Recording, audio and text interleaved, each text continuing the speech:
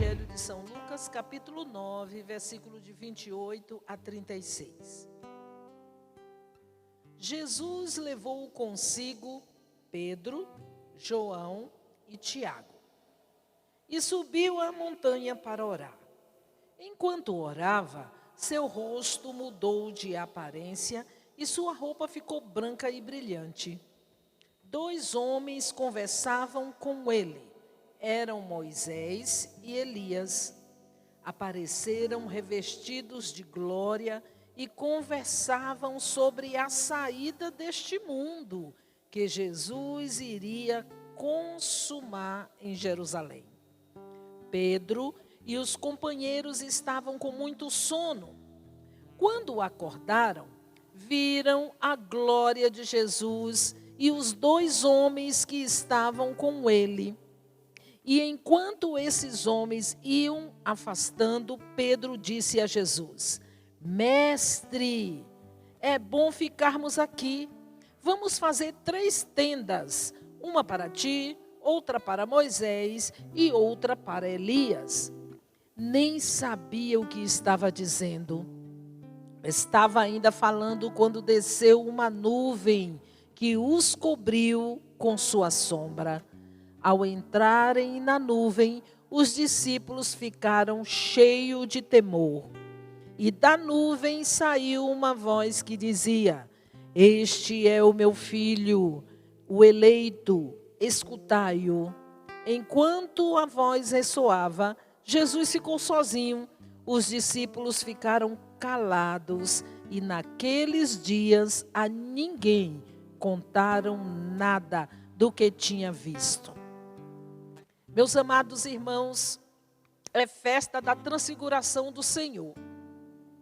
As lições que nós aprendemos nesta festa, ela traz esses destaques. Ontem à noite, quando eu estava rezando com essa palavra para esse momento, eu fui pontuando aqui os destaques que esta festa cristocêntrica de Jesus nosso Senhor traz e nos ensina a importância da oração, a revelação da glória de Cristo naquele momento, a necessidade de nós ouvirmos e seguirmos nosso Senhor Jesus Cristo, o reconhecimento de que Jesus, ele é o Messias e o caminho da glória que passa pela cruz.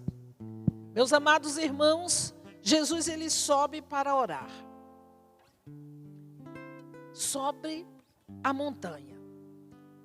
É fundamental o nosso momento de oração e de intimidade com Cristo. Esse subir a montanha é lugar de interioridade, é lugar de estar com Deus. E é neste momento em que Jesus é transfigurado. É neste momento que Jesus, quando nós o buscamos na intimidade com a oração, quando nós subimos na montanha do nosso interior, buscando essa intimidade com Cristo, a transfiguração de Jesus, que é o Senhor, ela acontece na nossa vida e vai mudando a nossa vida.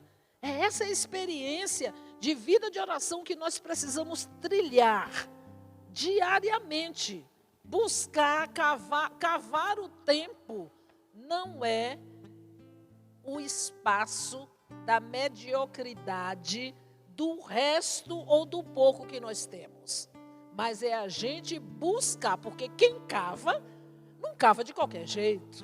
Vai cavar porque vai buscar o lugar certo, porque está buscando algo importante ali. Imagine buscar uma joia preciosa em um lugar.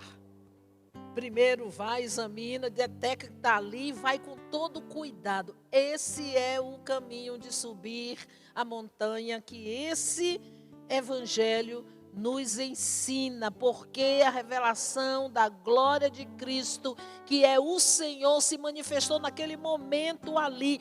Ele, cumprindo a lei e os profetas, ele, Jesus Cristo nosso Senhor, cumpre-se nele este momento à vista daqueles discípulos. Para quê? Para confirmar a fé, para aumentar e fortalecer a fé dos apóstolos em Cristo. E outro momento que eu sinto, Padre, os preparar para a glória de Cristo na cruz. Porque eles não tinham noção, não. Foi tão bom ficar aquele momento ali, que Pedro desejou ficar ali, porque eles não tinham noção ainda de que esta glória seria plenificada na cruz. Então é essa transformação que Jesus vai nos encaminhando também na prática da nossa vida. Totalmente, porque, gente, é impossível. O caminho da glória, ela passa pela cruz. Aquele momento ali no Tabor foi uma pequena fagulha do que nós viveremos quando passar pela nossa cruz. O caminho com que nosso Senhor convida cada um de nós.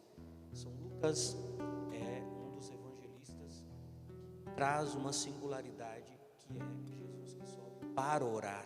A transfiguração é feita, acontece no momento da intimidade que ele tem com o Pai, do desejo dele com o Pai, da busca dele para poder viver a vontade do Pai. E ali nós encontramos a figura de Elias e Moisés.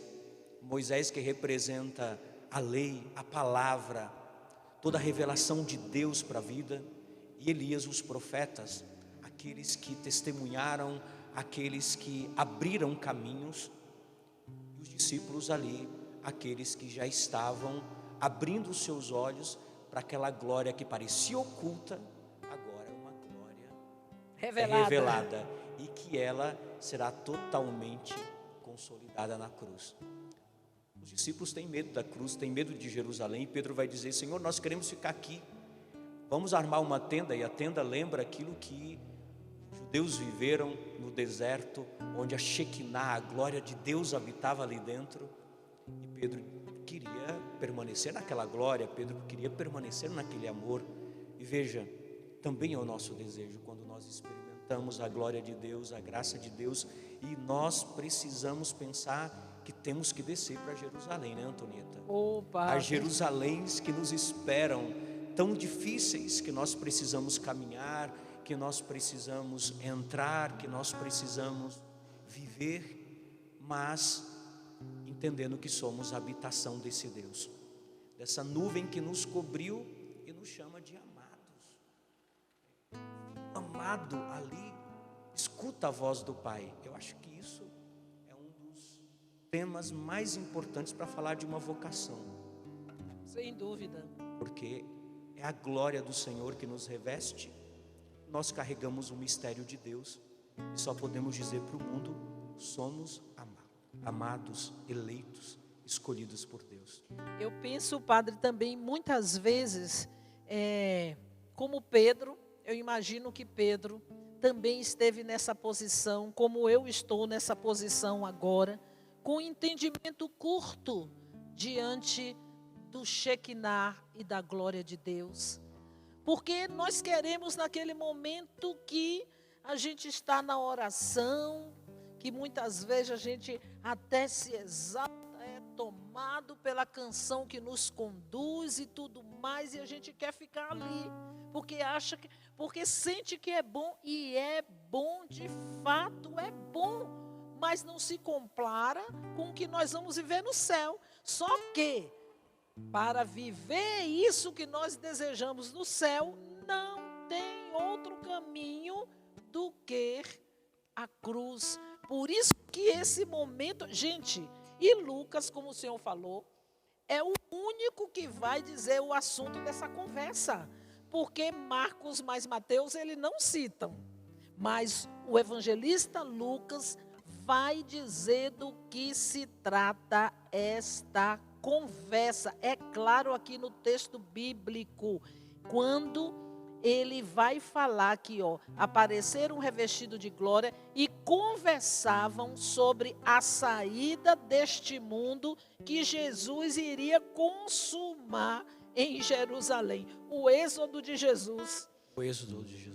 Como Moisés, né? O êxodo de Moisés, a lei plenifica em Cristo, que também faz esse êxodo e que é consumado em Jerusalém, porque foi lá que Jesus morreu para redimir a humanidade inteira.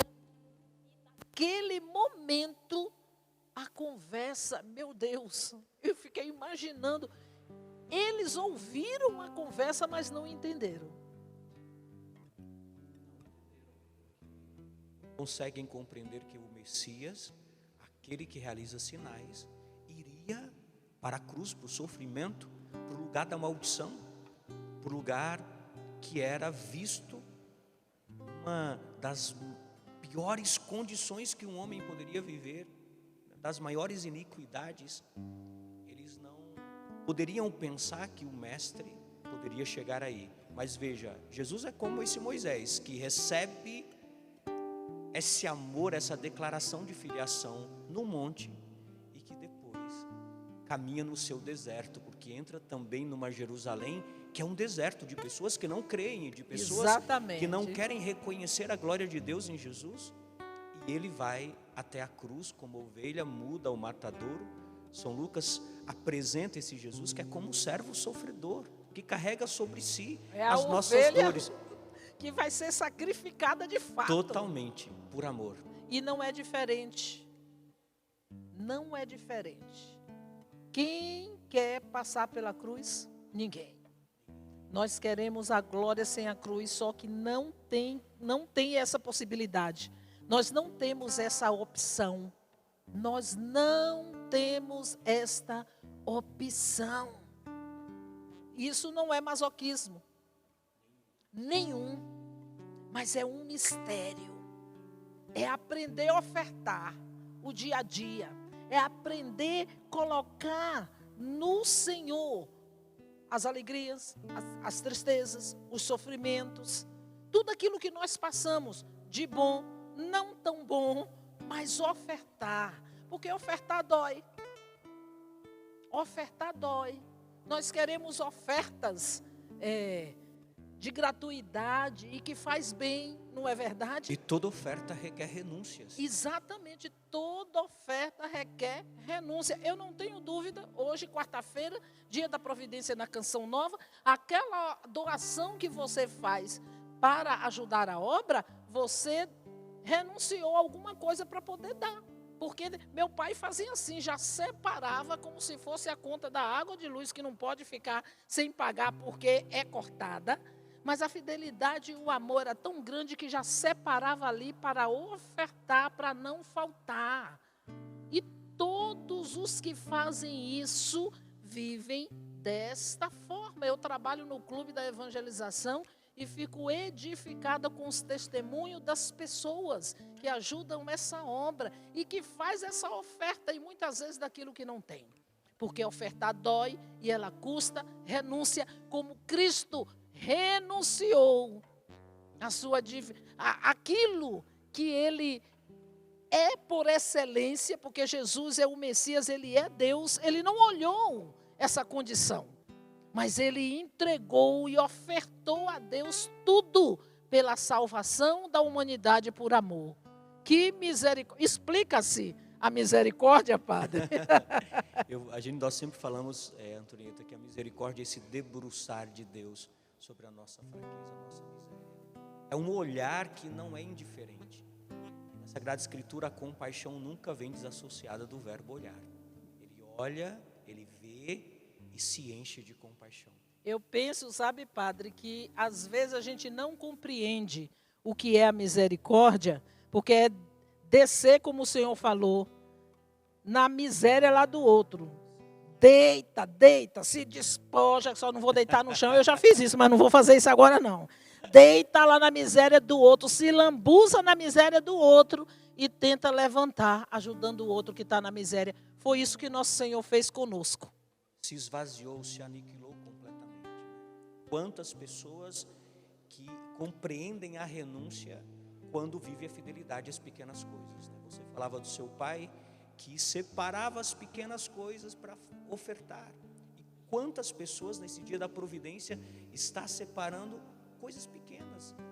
Você que está em casa está pensando, mas eu tenho tão pouco para ofertar. É esse pouco que pode gerar vida, que pode gerar muito para toda a obra Canção Nova e para a vida daqueles que estão ao seu redor. É esse o caminho com que nosso Senhor foi fazendo. Jesus não via uma prostituta, ele viu uma mulher que precisava de dignidade. Ele não via Zaqueu em cima de uma árvore, ele via uma casa que precisava ser restaurada. Ele disse, eu quero entrar na sua casa. A transfiguração do Senhor é o momento da esperança, porque não é um Cristo só que passa pela cruz, como dizia São Paulo na carta aos Romanos no capítulo 6. É um Cristo que nos convida a passar pela cruz, mas nós não fomos feitos para a cruz, nós só passaremos por ela. Nós fomos feitos para a ressurreição, ressuscitados em Cristo, e é por isso que nós estamos aqui. Exatamente. Talvez você esteja como eu, meu irmão, minha irmã, que tem medo da cruz, que quando fala no purgatório dá um frio. Ai meu Deus, o que vai fazer? Ai é Jesus. Talvez, porque eu fico assim. Ontem, quando eu me debruçava nessa palavra, eu fiquei exatamente assim, pensando, eu quero a glória, mas não quero passar pela cruz porque eu tenho medo, mas eu não vou escapar dela, eu não vou, você também não vai. Mas só que Jesus, ele está olhando para uma Antonieta que teme a cruz, que quando fala no purgatório fica desesperada de medo, mas Jesus está olhando aquela necessitada que olha para ele e fala, tem misericórdia e me dê coragem. Tem misericórdia e me dê coragem de saber ofertar, de saber me entregar diante das minhas misérias, diante dos meus medos, porque não é fácil a cruz, né, Padre? Não é fácil a cruz e nós temos que olhar e contemplá-la continuamente. Por isso que os santos padres, os santos da igreja eram amantes da cruz. Nós sempre falamos que uma vocação para ser bem testada tem um termômetro, a cruz, para contemplar, para poder vivê-la. E a cruz sempre vai nos amedrontar, mas tem uma cruz do seu tamanho, da sua largura, se assim nós podemos dizer, porque Deus nos fez para a sua glória. É sob medida a cruz. Sob medida, e se Deus nos fez para a sua glória, nós passaremos por ela, não podemos temer, mesmo que é difícil, tem dias que meu Deus, nós respiramos, temos medo do purgatório porque não queremos perecer, mas nós queremos encontrar a Deus. Por isso, nesse dia da providência, o nosso desejo nessa transfiguração, nessa festa da transfiguração, é poder contemplar como João, Tiago e Pedro, o Cristo que se entrega e que se dá por amor a cada um de nós. Olha, Cristo também na cruz está transfigurado. Cristo também na cruz está transfigurado.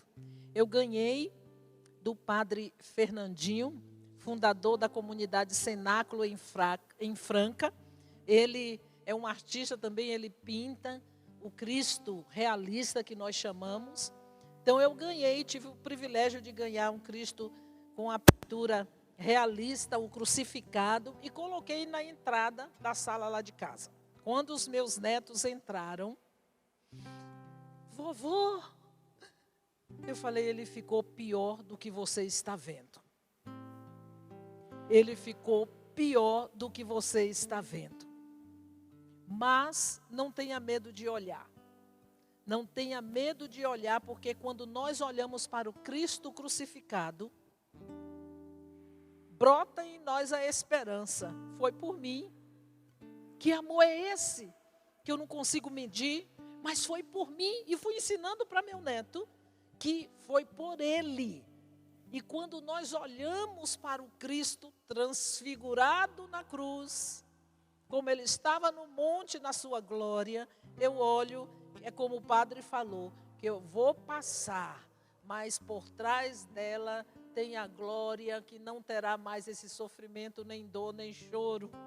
Será só louvor, só alegria, só adoração.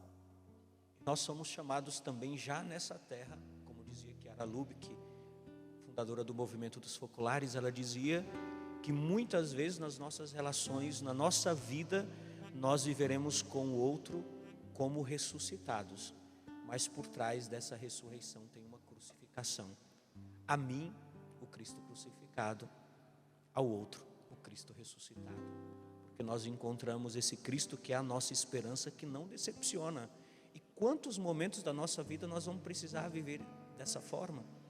Porque nós não pregamos apenas o Cristo que está crucificado, que passou pela cruz, e é a nossa esperança. E por isso Ele é o caminho, a verdade e a vida, e nos abriu a porta para chegarmos como filhos na casa do Pai. E esse é o desejo mais profundo.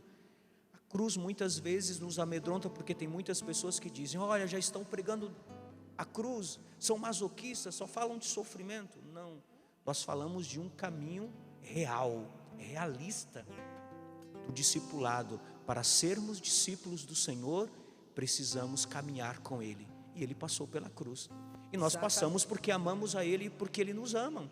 Exatamente. E olha, o testemunho real de Pedro, João e Tiago nos atesta que vale a pena.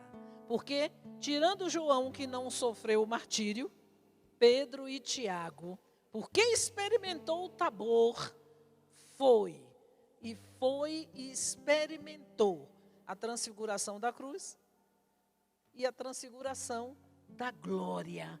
Eles são testemunhas para nós, igreja. Por isso, se você, meu irmão, minha irmã, está ali falando: eu estou pregado, estou crucificado com Cristo. Você não está crucificado sozinho, você está com Cristo nesta hora, nos teus sofrimentos, nas tuas dores. Vamos colocar, vamos ofertar ao Senhor na sua festa, na festa da sua transfiguração, as nossas dores. Pedro falou: é bom estar aqui, e é mesmo, mas esse momento em que ele desejou ficar ali, foi a força para ele suportar, até passar também pelo martírio e experimentar como experimenta a glória de nosso Senhor no céu. Nós vamos preparar o nosso coração justamente para esse momento de adoração, onde nós vamos estar diante de Cristo glorioso, transfigurado como Ele está no céu, escondido no véu do sacramento. E que nesse dia, na festa da transfiguração, nós possamos reconhecer que Jesus Cristo, Ele é o Senhor, Ele é o Messias. Que nessa festa nós possamos também pedir a graça do Espírito Santo para sermos homens e mulheres de oração íntimos na oração, para que cada momento de oração, de intimidade com Cristo, seja esse momento de Tabor. Que possamos ali na intimidade da nossa oração experimentar a revelação da glória de Cristo, e que cada vez mais possamos nesta festa entender o quanto nós precisamos ouvir e seguir Jesus Cristo nosso Senhor. Ouvir e seguir Jesus Cristo nosso Senhor, e esperar neste caminho, com a força do Espírito Santo, que nos fortalece diante dos nossos ais, das nossas dores, dos nossos sofrimentos, poder dar uma resposta: Senhor, eu estou aqui e desejo fazer a tua vontade, não porque eu aguente, mas é porque é a tua força que vai me fazer aguentar. É porque o teu Espírito, Senhor, que vai me impulsionar a cada dia, carregar a minha cruz e esperar o dia da minha transfiguração pessoal, passando pela tua cruz.